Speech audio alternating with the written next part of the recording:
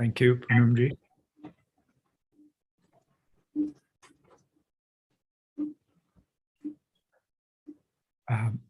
So I thought that we could go over a couple of the verses from the Dhammapada, which I believe have already been looked at. But I thought I'd just quickly go over them to create sort of a theme. And then we could listen to a talk by Ajahn Chah that weaves in this importance of samadhi and panya together. So the first two verses are 371 and 372. And I was wondering if maybe Rajendraji wouldn't mind speaking out the Pali. Sit here. Sit here. Sit here. Okay, I guess I'll just read it out in English then. So 371 is practice jhana, O monk. Do not be heedless. Do not let your mind whirl on sensual pleasures.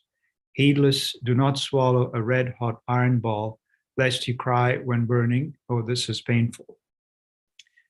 372, which again emphasizes this importance of jhana and wisdom. There is no jhana for one who lacks wisdom, and no wisdom for one who lacks jhana. One in whom are found both jhana and wisdom is indeed close to nibbana. So I thought it would, given what we know about the Buddha's dispensation and the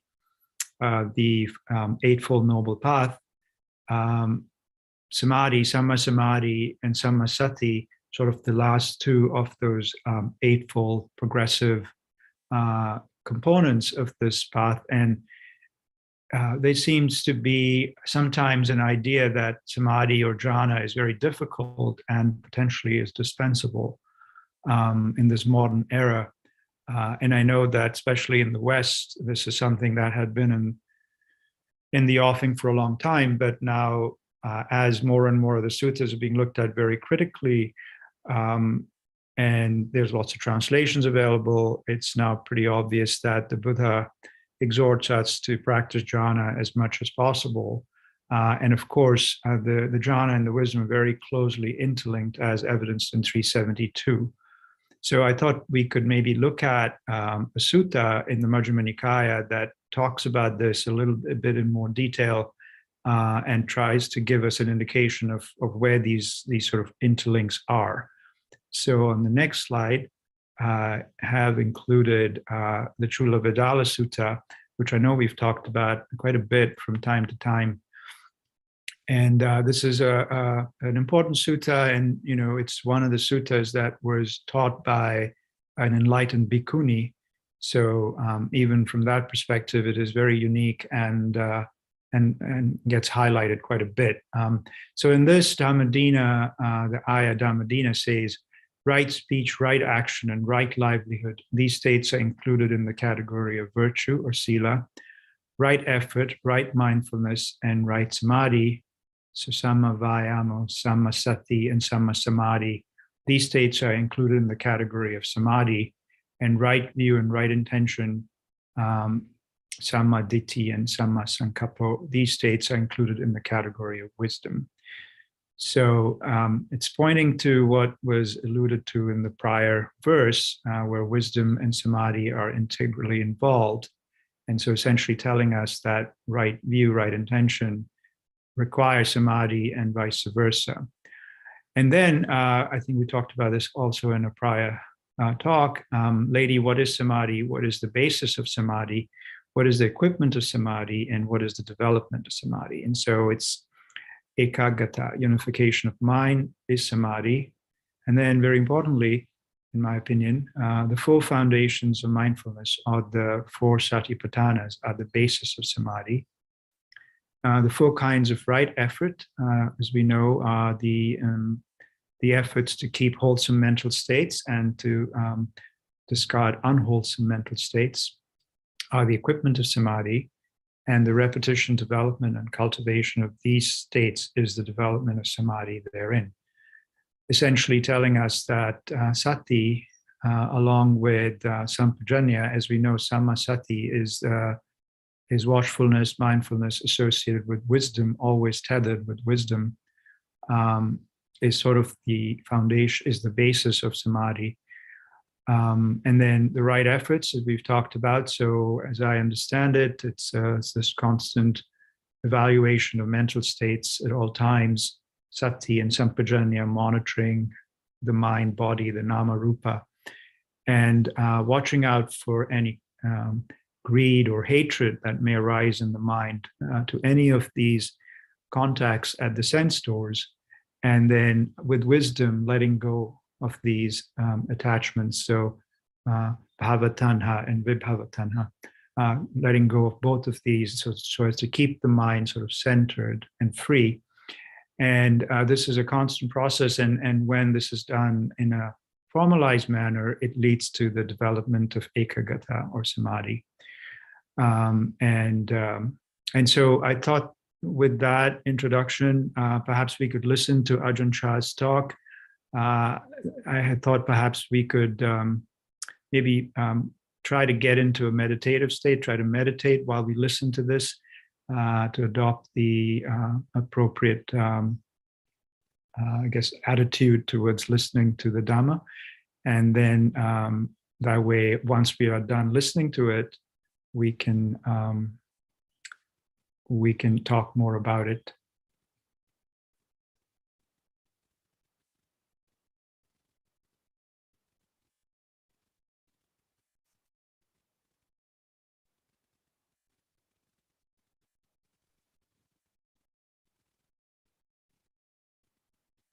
Can you hear? No, I cannot hear. Developing collectedness of mind, samadhi. No?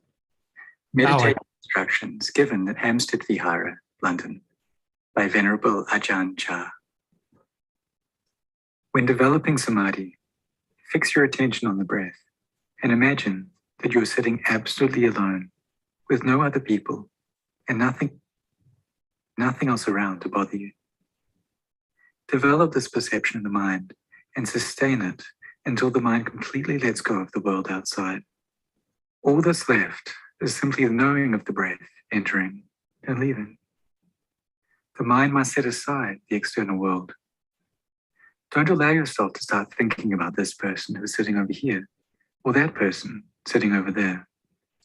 Don't give space to any thoughts that will give rise to confusion or agitation in the mind. It's better to throw them out and be done with them. There is no one else here. You're sitting all alone. Develop this perception until all the other memories, perceptions, and thoughts concerning other people and things subside, and you're no longer doubting or wondering about the other people or things around you. Then you can fix your attention solely on the in-breath and the out-breath. Breathe normally. Allow the in-breath and out-breath to continue naturally without forcing them to be longer or shorter, stronger or weaker than normal. Allow the breath to continue in a state of normality and balance, and then sit and observe it entering and leaving the body. Once the mind has let go of external mind objects, it means that you'll no longer feel disturbed by the sounds of traffic or other noises. You won't feel irritated with anything outside, whether it's forms, sounds, or whatever. They won't be a source of disturbance because the mind won't be paying attention to them. The mind will become centered upon the breath. If the mind is agitated by different things and you can't concentrate, try taking an extra deep breath until the lungs are completely full, and then release all the air until there's nothing left inside. Do this several times, then re-establish awareness and continue to develop concentration.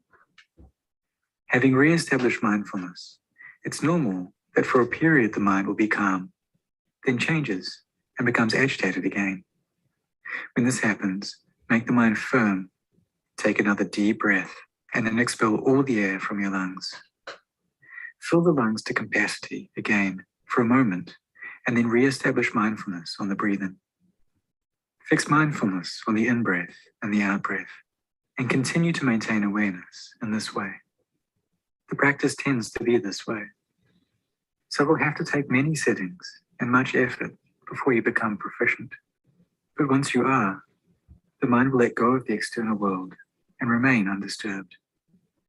Mind objects from the outside will be unable to penetrate inside and disturb the mind itself. Once they're unable to penetrate inside, you will see the mind.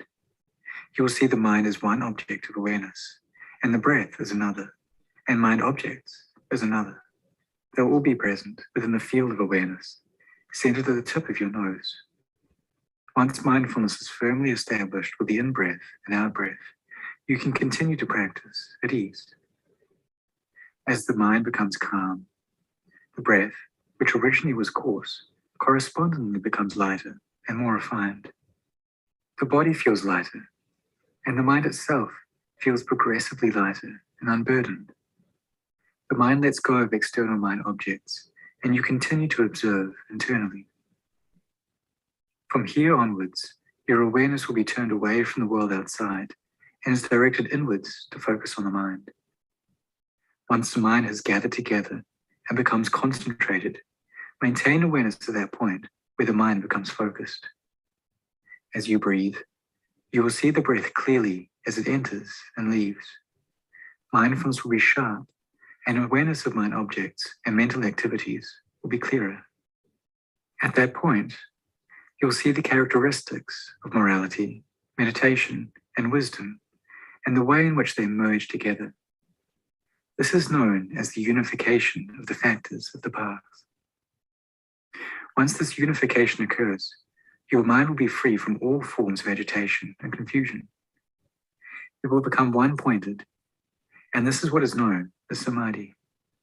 When you focus attention in just one place, in this case the breath, you gain a clarity and awareness because of the uninterrupted presence of mindfulness. As you continue to see the breath clearly, mindfulness will become stronger, and the mind will become more sensitive in many different ways. You'll see the mind in the center of that place, the breath, one-pointed, with awareness focused inwards, rather than turning towards the world outside. The external world gradually disappears from your awareness, and the mind will no longer be going to perform any work on the outside. It's as if you come inside your house, where all your sense faculties have come together to form one compact unit. You're at your ease, and the mind is free from all external objects. Awareness remains with the breath, and over time, it will penetrate deeper and deeper inside, becoming progressively more refined. Ultimately, awareness of the breath becomes so refined that the sensation of the breath seems to disappear. You could say either that awareness of the sensation of the breath has disappeared, or that the breath itself has disappeared. Then there arises a new kind of awareness that the breath has disappeared. In other words, awareness of the breath becomes so refined that it's difficult to define it. So it might be that you're just sitting there and there's no breath. But really, the breath is still there. But it's become so refined that it seems to have disappeared. Why? Because the mind is at its most refined, with a special kind of knowing. All that remains is the knowing. Even though the breath has vanished, the mind is still concentrated with the knowledge that the breath is not there. As you continue, what should you take up as the object of meditation? Take this very knowing as the meditation object. In other words, the knowledge that there is no breath, and sustain this. You could say that a specific kind of knowledge has been established in the mind. At this point, some people might have doubts arising, because it is here that a vision or mental image, unlimited, can arise. There can be many kinds, including both forms and sounds. It's here that all sorts of unexpected things can arise in the course of the practice. If mental images do arise, and some people have them, some don't, you must understand them in accordance with the truth. Don't doubt or allow yourself to become alarmed. At this stage, you should make the mind unshakable in its concentration and be especially mindful. Some people become startled when they notice that the breath has disappeared, because they're used to having the breath there. When it appears that the breath is gone, you might panic or become afraid that you're going to die. Here you must establish the understanding that it's just the nature of the practice to progress in this way. What will you observe as the object of meditation now? Observe this feeling that there is no breath and sustain it as the object of awareness as you continue to meditate. The Buddha described this as the firmest, most unshakable form of samadhi. There is just one firm and unwavering object of mind. When your practice of samadhi reaches this point, there will be many unusual and refined changes and transformations taking place within the mind, which you can be aware of. The sensation of the body will feel at its lightest, and it might even disappear altogether. You might feel like you're floating in midair and seem to be completely weightless. It might feel like you're in the middle of space, and wherever you direct your sense faculties, they don't seem to register anything at all. Even though you know the body is still sitting there, you experience complete emptiness. This feeling of emptiness can be quite strange. As you continue to practice, understand that there is nothing to worry about. Establish this feeling of being relaxed and unworried, securely in the mind. Once the mind is concentrated and one-pointed, no mind object will be able to penetrate or disturb it, and you'll be able to sit like this for as long as you want. You will be able to sustain concentration without any feelings of pain or discomfort. Having developed samadhi to this level, you'll be able to enter or leave it at will. When you do leave it, it's at your ease and convenience. You withdraw at your ease, rather than because you're feeling lazy, unenergetic, or tired. You withdraw from samadhi because it's the appropriate time to withdraw, and you come out of it at your will. This is samadhi. You're relaxed and at ease. You enter and leave it without any problems. The mind and heart are at ease. If you genuinely have samadhi like this, it means that sitting meditation and entering samadhi for just 30 minutes or an hour will enable you to remain cool and peaceful for many days afterwards. Experiencing the effects of samadhi like this for several days has a purifying effect on the mind. Whatever you experience will become an object for contemplation. This is where the practice really begins. It's the fruit which arises as samadhi matures. Samadhi performs one function, that of calming the mind, while morality and wisdom perform others. These characteristics which you're focusing attention on and developing in the practice are linked, forming a circle. This is the way they manifest in the mind. Morality, samadhi, and wisdom arise and mature from the same place. Once the mind is calm, it'll become progressively more restrained and composed due to the presence of wisdom and the power of samadhi. As the mind becomes more composed and refined, this gives rise to an energy which acts to purify our morality. Greater purity of our morality facilitates the development of stronger and more refined samadhi, and this in turn supports the maturing of wisdom. They assist each other in this way. Each aspect of the practice acts as a supporting factor for each other one, and in the end, these terms become synonymous. As these three factors continue to mature together, they form one complete circle, ultimately giving rise to the path, to Magga. Magga is a synthesis of these three functions of the practice, working smoothly and consistently together. As you practice, you have to preserve this energy. It's the energy which will give rise to vipassana, or wisdom. Having reached this stage, where wisdom is already functioning in the mind, independent of whether the mind is peaceful or not, wisdom will provide a consistent and independent energy in the practice. You see that whenever the mind is not peaceful, you shouldn't cling to that. And even when it is peaceful, you shouldn't cling to that either. Having let go of the burden of such concerns, the heart will accordingly feel much lighter. Whether you experience pleasant mind objects or unpleasant mind objects, you remain at ease. The mind will remain peaceful in this way. Another important thing is to see that when you stop doing the formal meditation practice, if there's no wisdom functioning in the mind, you'll give up on the practice altogether without any further contemplation, development of awareness, or thought about the work which still has to be done. In fact, when you withdraw from samadhi, you know clearly in the mind that you've withdrawn. Having withdrawn, continue to conduct yourself in a normal manner. Maintain mindfulness and awareness at all times. It isn't that you only practice meditation in the sitting posture. Samadhi means the mind which is firm and unwavering. As you go about your daily life, make the mind firm and steady and maintain the sense of steadiness as the object of mind at all times. You must be practicing mindfulness and clear comprehension continuously. After you get up from the formal sitting practice and go about your business, walking, riding in cars, and so on, whenever your eye sees a form or your ears hear a sound, maintain awareness.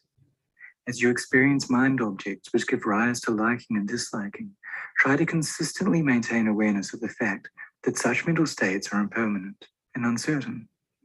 In this way, the mind will remain calm and in a state of normality.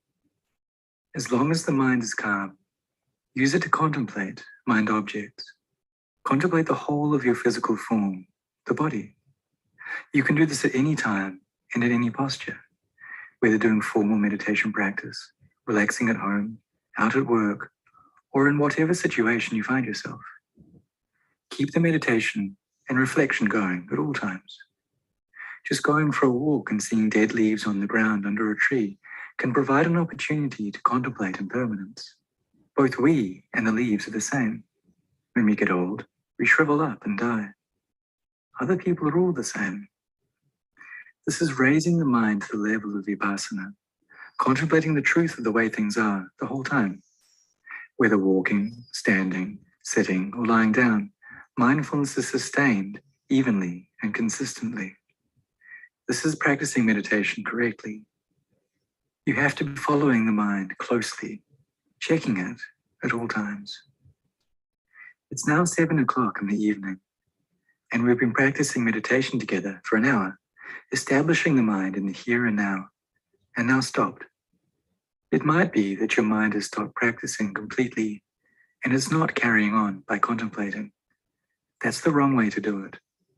When we stop, all that should stop is the formal aspect of sitting meditation in a group. You should continue practicing and developing awareness consistently without letting up. I've often taught that if you don't practice consistently, it's like drops of water.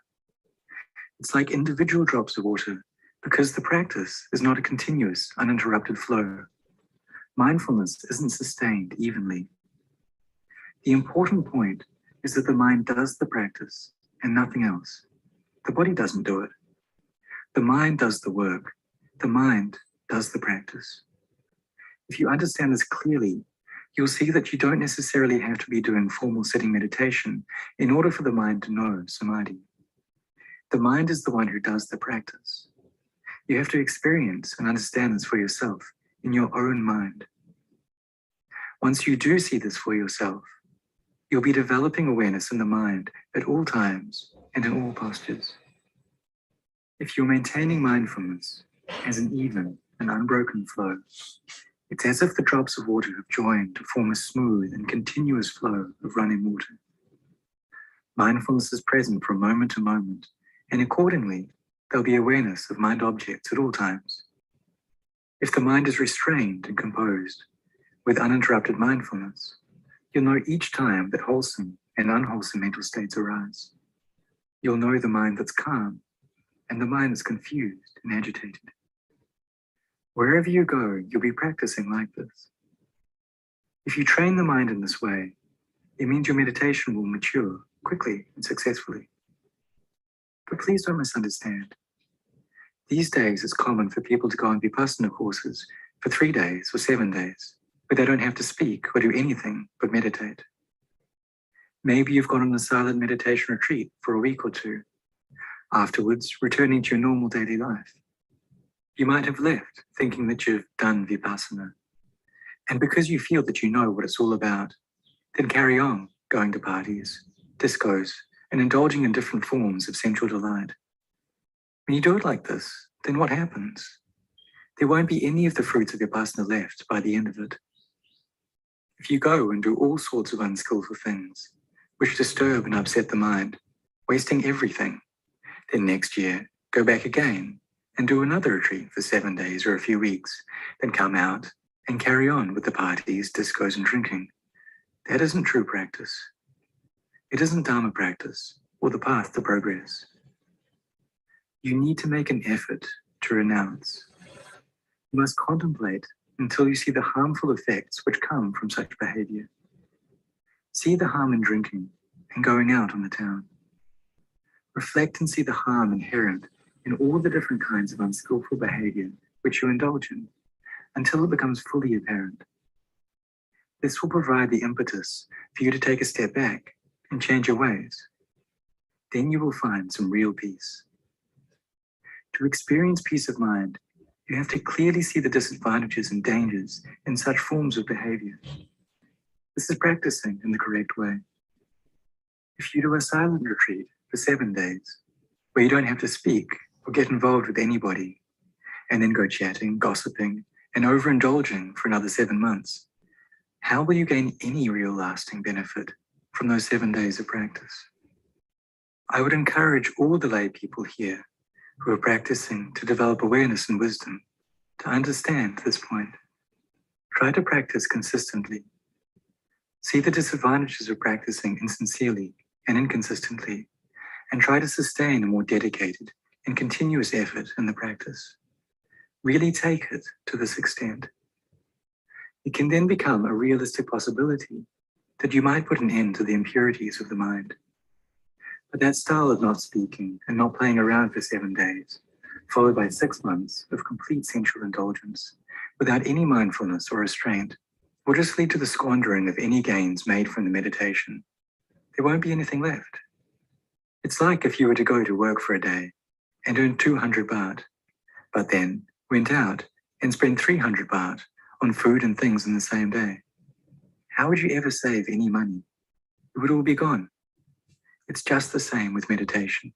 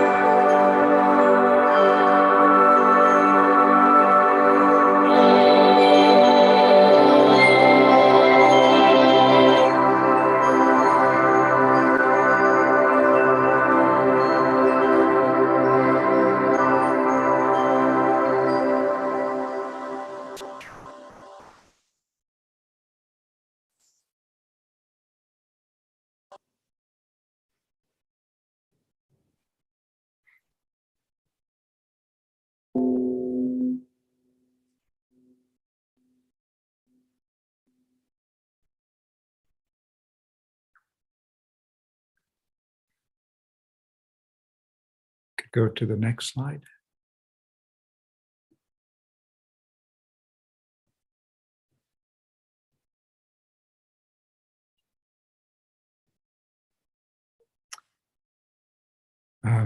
So I try to sum up some of the points in this talk. There were obviously lots of points, so I might have missed other things that are important. The importance of right effort. He talks about, this is all obviously linked. They're not discrete points, so maybe I'll just rattle them off quickly. Importance of sati for all aspects of practice.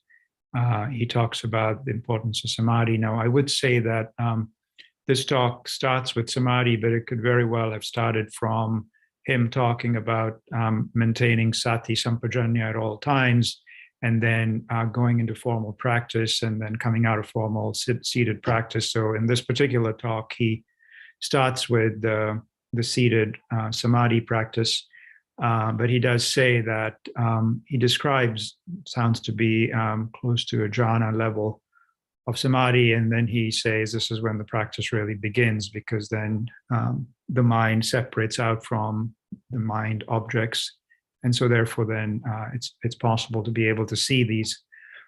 And then he talks about the sila, samadhi, and panya maturing together at the same place. And then I think what's really the theme of this entire talk, in my opinion, was the continuous ati sampajanya. And he describes it in different ways: watching the mind during all sense contact. I paraphrase there. Follow the mind closely at all times. He says that checking it at all times, developing mindfulness in the mind and awareness of mind objects at all times, and then analyzing what is observed using the three characteristics. I paraphrase that. He talks about impermanence, and he talks about noticing if the mind is attached because of greed or aversion. And then he talks about letting go of these preoccupations with wisdom and keeping the mind in normality.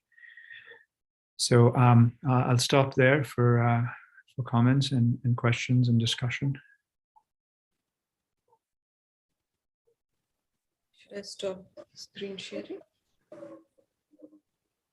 Vishal, should I stop screen sharing now? Sure, Poonamji.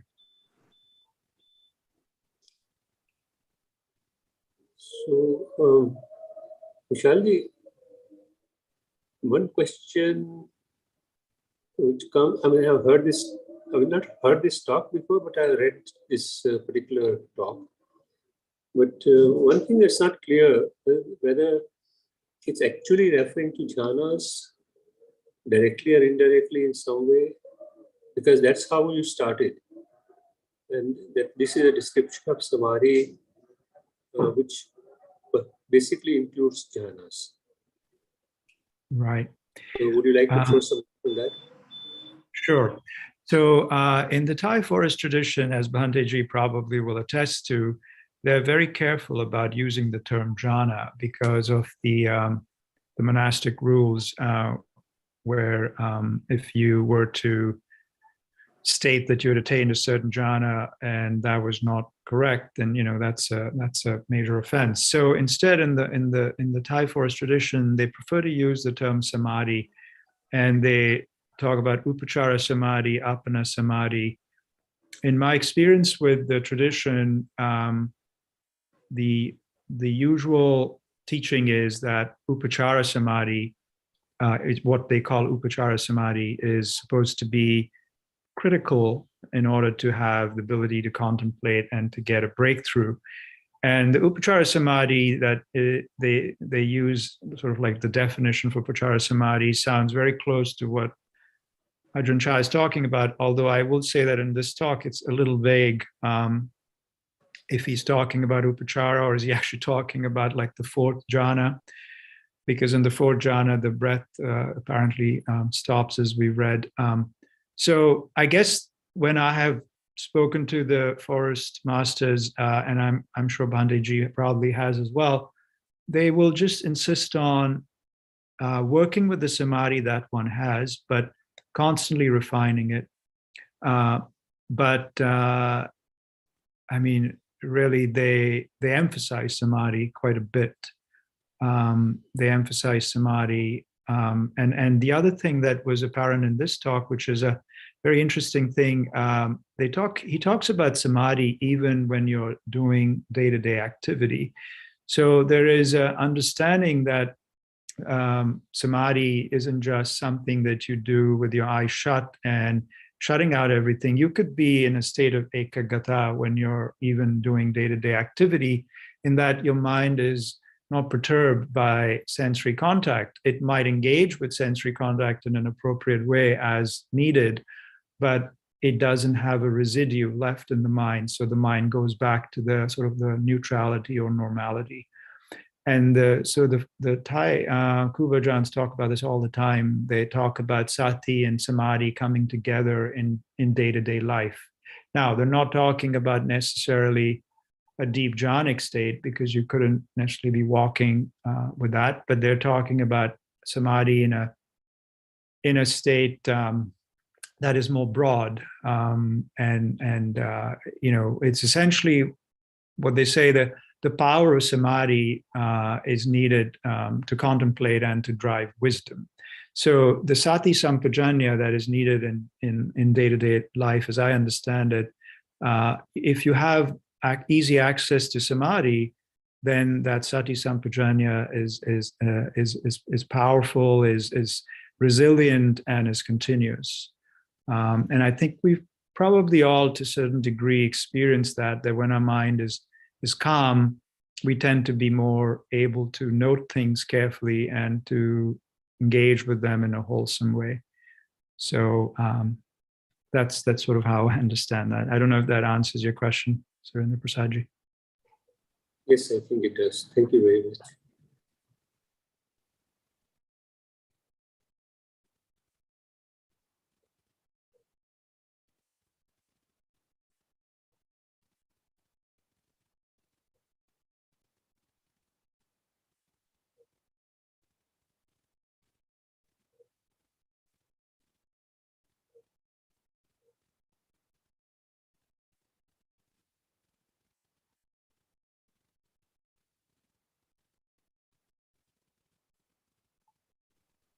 Just a trivial question. Whose voice was it in the? That's actually a monk from Wat Marpayan, one of the Thai forest monasteries. He's reading out from that particular talk. Okay, thank you.